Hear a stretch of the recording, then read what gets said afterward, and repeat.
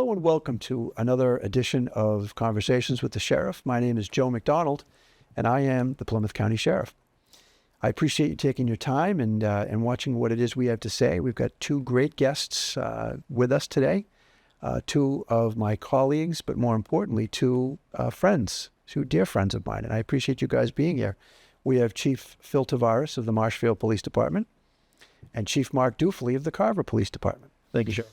Thank you, guys. And, we work together. What we wanted to talk about today was the way that, and I know other counties within the Commonwealth will seek to emulate the things that are going on, and also around the country. But what's most important, I think, and we've really mastered this here in Plymouth County, is the way that we collaborate, the way that we work together. And on some of those special events like you have at the Marshfield Fair, which is giant, and even, I'm assuming bigger now, the Levitate, the music festival. Yeah, it's those large-scale events that bring massive amounts of people into town that creates, problems for safety and security. And on average, between the fair and Levitate, there's 20,000 people that come and go throughout the day. The fair goes on for 10 days, and that's 200,000 people.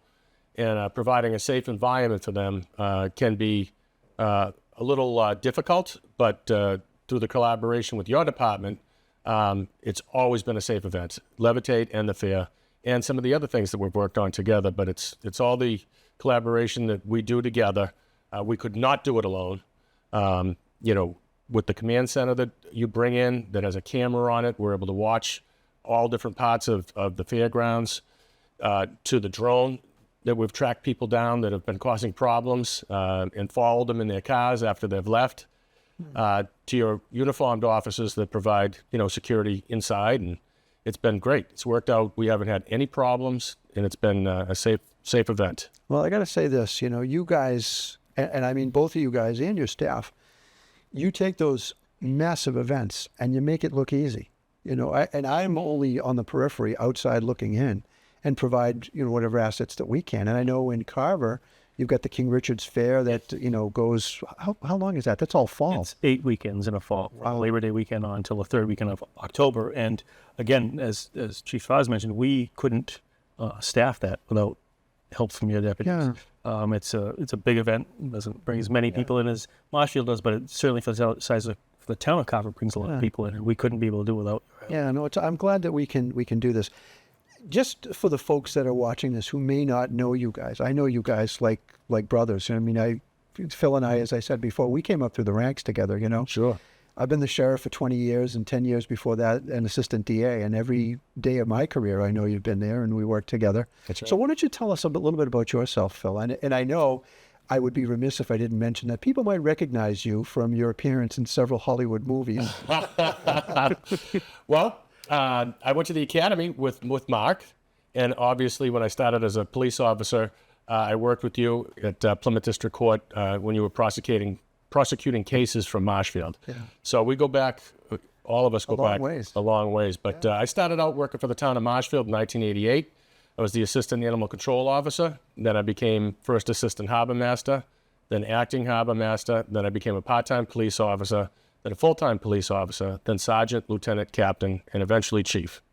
God bless. Well, what a varied career that has been. And I think the fact that your experience is so widespread, so varied, that's really made you not just the person that you are, but the chief that you are, and so effective. Well, it's essentially working in the mailroom and working your way up to CEO. That's a great analogy, I think. And Mark, you've had a great career path as well. Yes, I've been very, very fortunate. And as Phil mentioned, we went to the academy together a long time ago. I started my career off in New Bedford back in 1992 as a cadet, and then police officer and detective. And in 2002, I moved over to the town of Carver. There was a couple of openings available at the time, and it was a good move for my family at the time. And through that, became a sergeant, then became the second in command under Chief Mix. And when he moved on to Hanson, I became the chief. So I've been very fortunate. I've been doing this for 12 years now, and it's a great job to be doing. Yeah, that's another thing that's really great too, is the continuity, the longevity that our chiefs seem to have. You say you worked under Chief Mix when he was the chief over there in Carver, and now Chief Mix is he's the chief over in Hanson. So we still have the benefit of of his good judgment and his advice when we need those things as well. Yeah, and in Marshfield, there's only been 2 chiefs in the last 41 years. So it's pretty good run. It's the stability, Yeah. consistency, and I followed the same philosophy as Chief Sullivan, who served for 28 years. Well, Marshfield, I'm perhaps a bit biased because I grew up in Marshfield, and as Phil knows, Marshfield's my hometown. Mom and dad, my sister, my brother, my nieces and nephews all still live there. And it's a wonderful place. And I think every year, I know some of the other chiefs might be a bit jealous, but Marshfield is always one of the safest communities, right, in the whole country. Yeah, that's right. Consistently for the last 11 years in a row, based on communities that have a population of 25,000 or more. Yeah. Using the raw data from the FBI. Yeah. Last year, we were ranked 4th safest in the United States. Wow. And I know Carver is way up there as well in those. And Plymouth County in general. I know the DA, I've been to some of his events, and he has mentioned with no small amount of pride that Plymouth County is one of the safest counties in the country. That's correct. Yeah.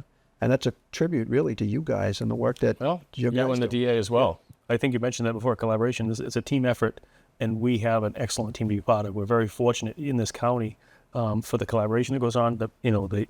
I can call him anytime I need to, any other chief in the county, and ask a question of it, and we share resources. We, if Phil needs more police officers somewhere, we send them to. We go back and forth, and it really works very well in this county. And I think we're very fortunate. Yeah, well, the nice thing is I've got you guys both on speed dial on my phone. I know that, and most of the other chiefs. There's a couple of the new chiefs I have to track down and get their cell numbers, but that's, I think, part of the reason that it works so well. I always think to myself when I do an event with you guys, the other chiefs, that how lucky I am to be able to work with my friends. There's really, I can tell you honestly, there's no chief that I don't really in Plymouth County that I don't enjoy working with. They're all really, really great guys, and would do any, if we need help, they're going to give it to us. And same with you guys. One of the things that sometimes is asked about by people in the general public, they hear LECs. What is an LEC? Are you part of an LEC? What do LECs do? Can you guys talk a little bit about the LECs, the ones that you belong to? So Carver is part of SEMLEC, Southeastern Mass Law Enforcement Council, and it's a group of local departments. There's 31 of us in SEMLEC, some in Bristol County, some in Plymouth County, and we share resources. So where Carver couldn't afford to have its own SWAT team or its own search and rescue team or its own dive team, by combining our efforts, we can spin up teams like that and have people from other departments on those teams, and that shares the cost, the expense for the training and all that goes on. And then when there's an incident in Carver or in Freetown or in Dartmouth or in anywhere that's in the SEMLEC area, we can send those resources to that community and help out. Carver has benefited from being part of that over the years by getting resources needed at the time they need them, where we wouldn't have that level of resource available to us on a daily basis.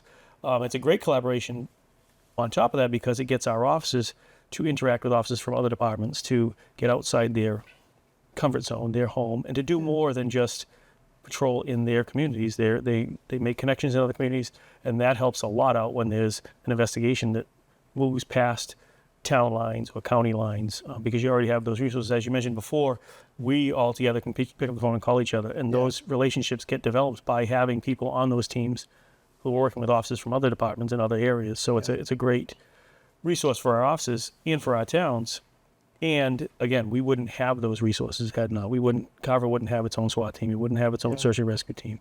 But we have access to them at a moment's notice when we need them. So the LECs, the Law Enforcement Council, I guess a good way to think of that would be this is like a mutual aid agreement on steroids. It's like a giant mutual aid. That's exactly what it is. And we belong to the exact same type of organization, but only this one's metropolitan. And that's more communities that are north of this area, although Plymouth is part of Metrolec as well. So exact same thing. We're not big enough to have our own SWAT team or K9 unit, dive teams. So all the exact same stuff, but ours is Metrolec. Yeah. In addition to that, I'd like to thank you because all my officers are sworn deputy sheriffs, and because absent any statutory authority to do otherwise, our powers are contained within the town of Marshfield, unless we have a mutual aid agreement or we're called for mutual aid. But being deputy sheriffs, there's certain things that we can enforce outside of Marshfield, because working together, we know that crime doesn't stop at the border. And oftentimes when we're doing surveillance, it might take us into other towns where we normally wouldn't have that authority unless there's a mutual aid agreement signed or we requested transferred authority. But being a deputy sheriff has helped in the past as well. Yeah, and that's something that we've done it as long as I've been the sheriff, and I think that's important because a lot of folks, people might see it on TV shows, an undercover drug investigation. The bad guys don't have jurisdictional lines. That's right. They really don't. And so they can, and I think a lot of times they're pretty smart about it. So if they think or suspect that your officer who's undercover, well, let's do a drug buy, but let's go over into Bristol County and let's do this in New Bedford instead of Rockland or somewhere in Plymouth County. And we'll be telling. But we are able to do that and give that peace officer status to those officers. And I know we do all of the detectives in the county. And that's another thing, too, that I think is a really great thing, that we've got all these groups. I know we meet monthly as the Plymouth County Police Chiefs, and we deal with a lot of issues, and we know we're going to see each other at least once a month. We deal with a lot of things there. The Southeast Mass Detectives, they get together. The last meeting that I had gone to was over in Rockland, and we did swear everybody, all of the detectives, as deputy sheriffs, which gave them peace officer authority and countywide. And sometimes, and historically, we have oftentimes gone over the county line to deputize those folks, Norfolk County in particular. When Michael Bellotti was the sheriff up in Norfolk County, we would do that routinely. And I've mentioned it to the new sheriff, McDermott, up there, and hopefully we'll be doing that again at some point in time soon. But really, I can't stress enough how great it's been that we can train together. We will get together at least once a month to talk about the different things that we can do, the problems that you might be experiencing as a town, and the different, like Marshfield must have gigantic challenges in the summer. Yeah. Talk about that if you could. Yeah, sure. So the year-round population in Marshfield is roughly 30,000, but we have an influx of people that come for the summer, which boosts the population between 42 and 45,000. So with the increase in population, there's an increase in problems. There's an increase in traffic accidents. And Marshfield's known for being a fun place, especially in the summer. There's a lot to do there with the Levitate Festival, music festival, to the Marshfield Fair, to a number. Now we have Rib Fest, which is bringing in 5,000 people a year. We have Lobster Fest, which is bringing in 5,000 some odd people a year. So there's always something going on. We've got great restaurants, but people come to Marshfield to have a good time, and with that comes noise complaints, loud parties, disturbances. Yeah. And there's a lot of road work being done, and we can't do it all ourselves. So there's deputy sheriffs working in Marshfield every day to make sure our streets are safe. So we thank you for that. Yeah. And then also during the winter, Marshfield can get crazy in the winter with the nor'easter storms and flooding and storm damage that we have, and so it's a challenging place to work, but we've pretty much seen everything, and working together, we seem to have solved all the problems. Yeah, and the one thing too, having grown up there, I grew up within 100 yards of the ocean, and the beaches in Marshfield are as beautiful as anywhere. I know that draws a lot of folks to town, but also I know when those big nor'easters come through, who do I see on television? Yeah. I see Phil. I see the big giant high water rescue trucks and whatnot. Right. So it's on the one hand, my family is all still up there, and I know I sleep well at night knowing that you're up there and you're on the job and your guys are standing by and ready. This is one thing I suppose Carver does not have to deal with for those issues. But you must have some interesting challenges too. Kick up those ponds, right? Yeah, we've had some interesting snowstorms and hurricanes throughout the year, which again, as Phil mentioned, your guys are always coming in and helping us out with. Not the ocean stuff that's coming in, but certainly some problems. We've got a good team there that's supplemented by you guys, and we're very fortunate for that because, as you mentioned, none of us are big enough to handle these things on our own. We have to collaborate. We have to work with our partners to make these things happen and to keep people safe. And we do it on a daily basis. Yeah. as he mentioned, your deputies back us up for details all the time when we need them, which is fantastic. Yeah. And I think is unique to our county from my experience. Yeah, it in other really counties. is. You know, I know people probably see this in the movies. You know, you think of a movie like Die Hard. You know, you have a bad situation that comes up, and then you have the local response, and the local guys realize that this is more than they can handle, so they call in the county guys, and the local guys complain about the county guys until they realize that, wait, this is not it's bigger than local and county. So then they call in the state guys.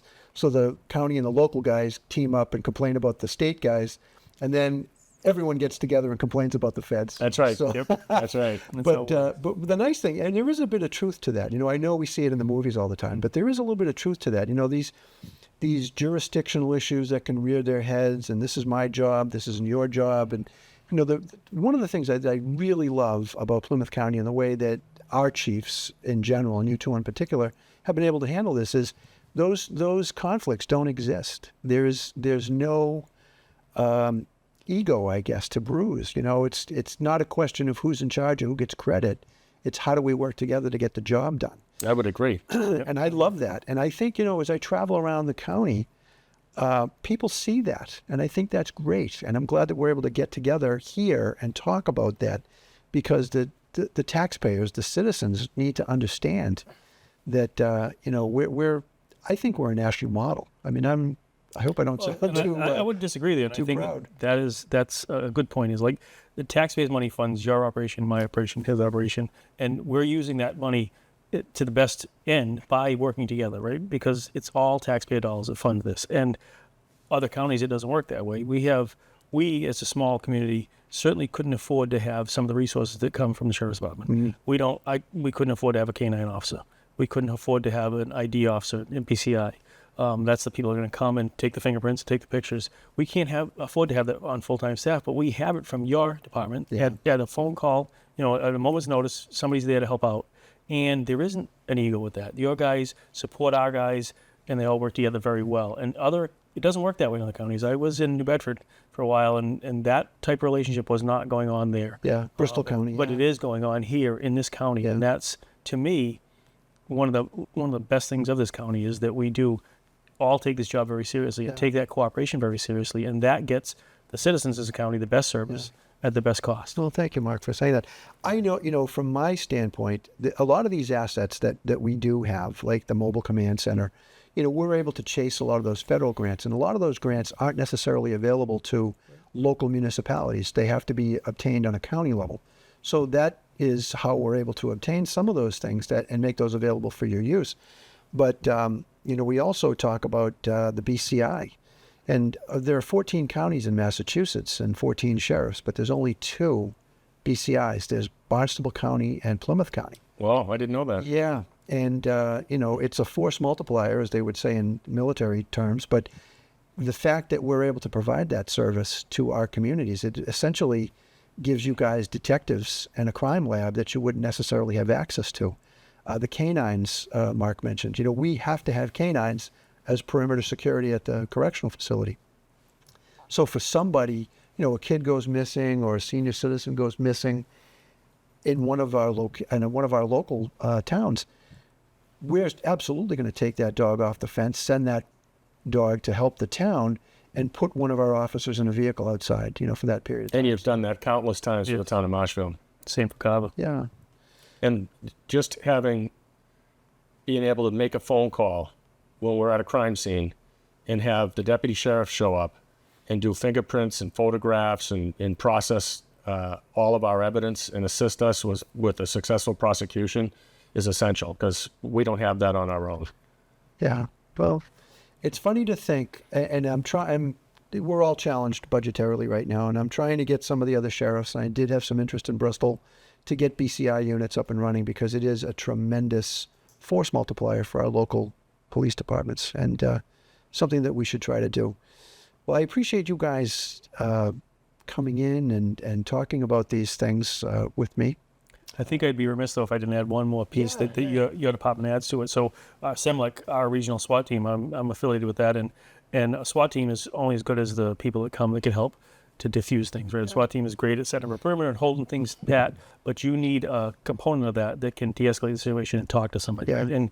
And many of the members on our crisis negotiated team are on Plymouth County Sheriff's Department. Matter of fact, it's run by your department. And at a moment's notice, at a call, they're out and they help resolve.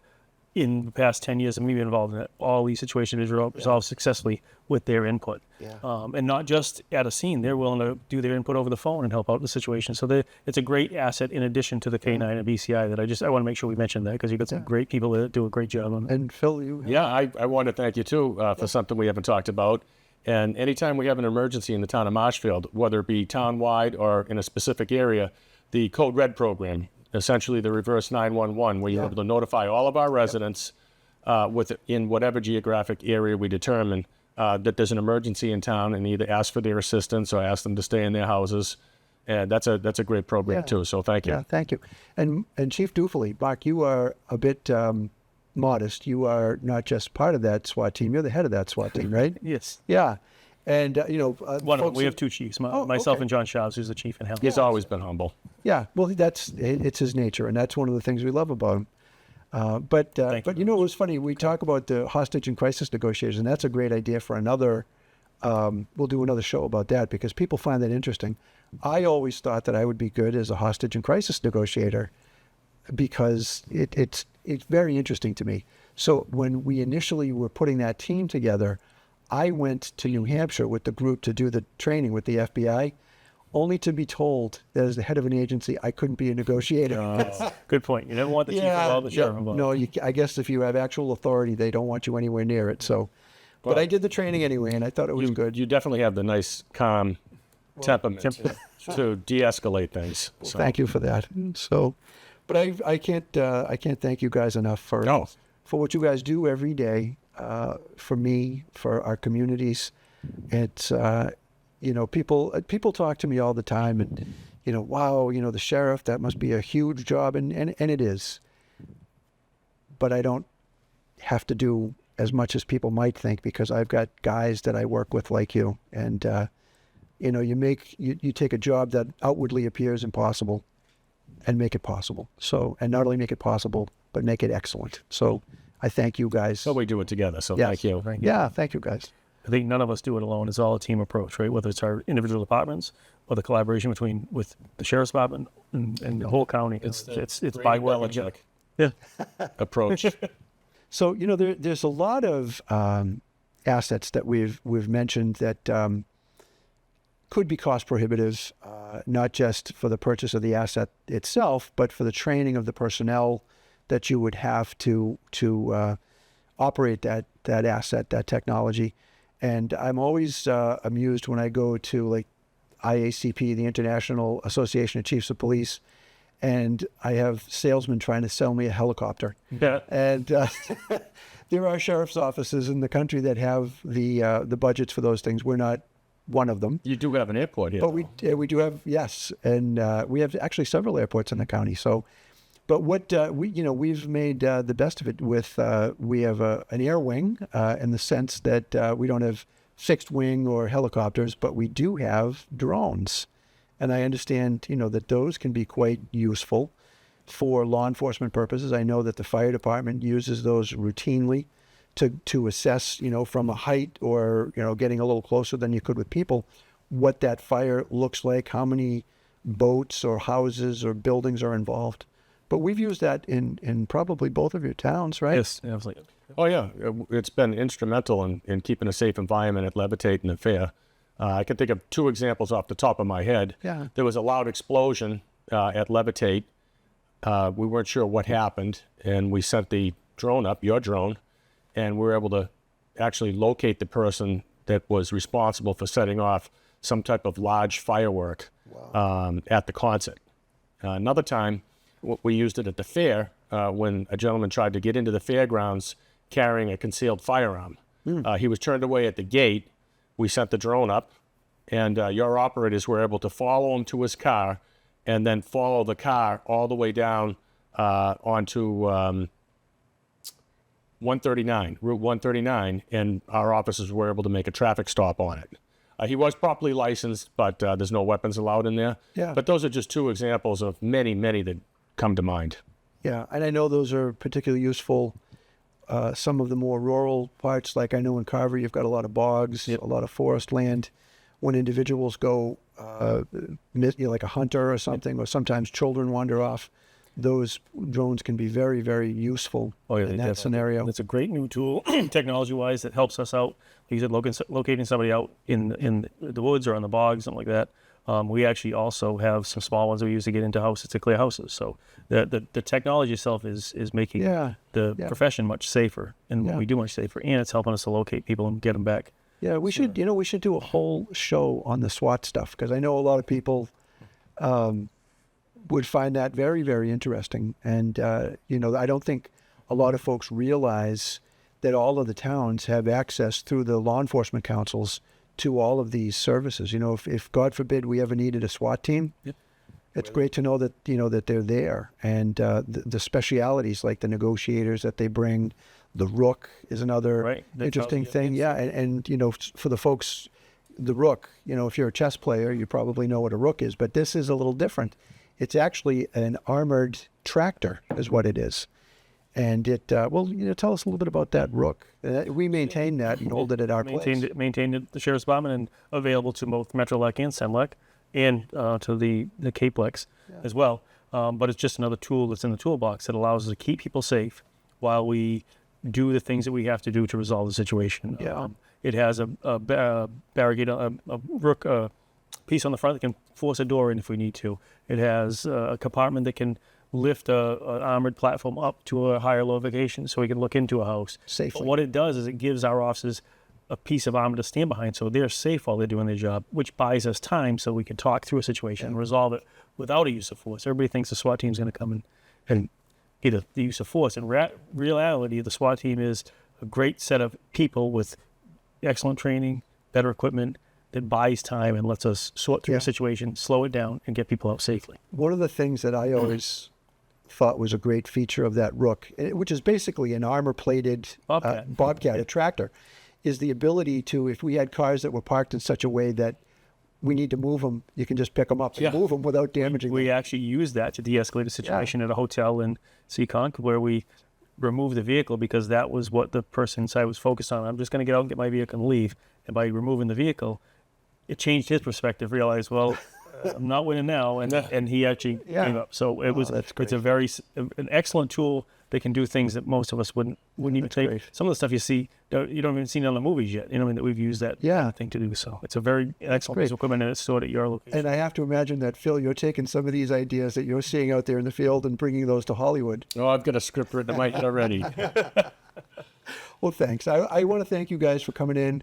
I want to thank you guys for letting me be on the team, and for everything you do. So thank you. Thank you for having us today and being part of our team. Yeah, absolutely. Thank you. All right. Well, thank you for joining us again for another edition of Conversations with the Sheriff. I hope you found this conversation as interesting as I did. It's always a learning experience. I live this, but I always love to talk to these guys because there's so many things that I by myself would forget to mention. So for the work that we're all doing together here in Plymouth County, I'm very proud to say that I get to work with the finest law enforcement professionals every single day.